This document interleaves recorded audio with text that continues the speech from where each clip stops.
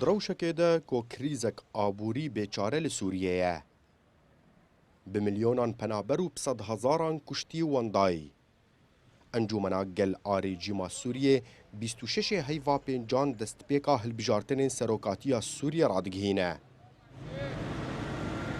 Partiyên Rojavayê Kurdistanê van hilbijartinan bişano binav dikin û dibêjin ev gav tenê dirêjkirina krîza Sûriyê ye û gereke civaka navdewletî dijî van hilbijartinan helwestekê nîşan bide.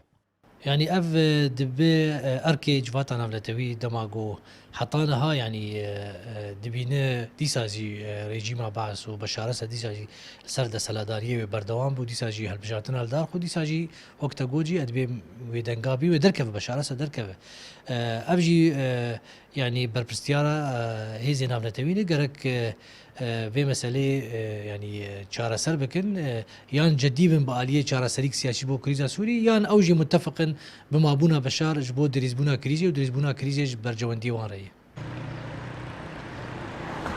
پشتی دەرباسبوونا 10 ساڵان سەر کریزا Sûriyê êdî her kes behsa rewatiya van hilbijartinan dike. Di demekê de gohîn jî rejîm tudan pêdan bi habûna krîzê nekiriye û ti çare jî pêşkêş nekiriye.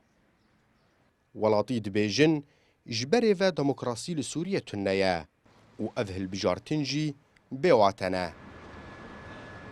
انتخابات يعني وضع في سوريا انا درباز ده كتي صاله دهاده سوري تشتكتنا ماي لا اقتصاد ماي لا بشر ماي حتى بشر جيتنا ماي اف انتخابات انا درايا مد حنك بكرنه كاوجي مخططك دليزن اف دولتي ايج مصالح حيوات سوري دنا شغر بيكتين قالك هيك انتخاب نبي كليا ملاطيمة تمام هاجر بو تمام شولا تمام شفر زبو ما مش كير انتخاب تانها bi dehan kes navê xwe bo hilbijartinên serokatiya Sûriyê tomar kirine û gereke her nemzetek 35 ji dengên encûmena Gel bi dest bixe.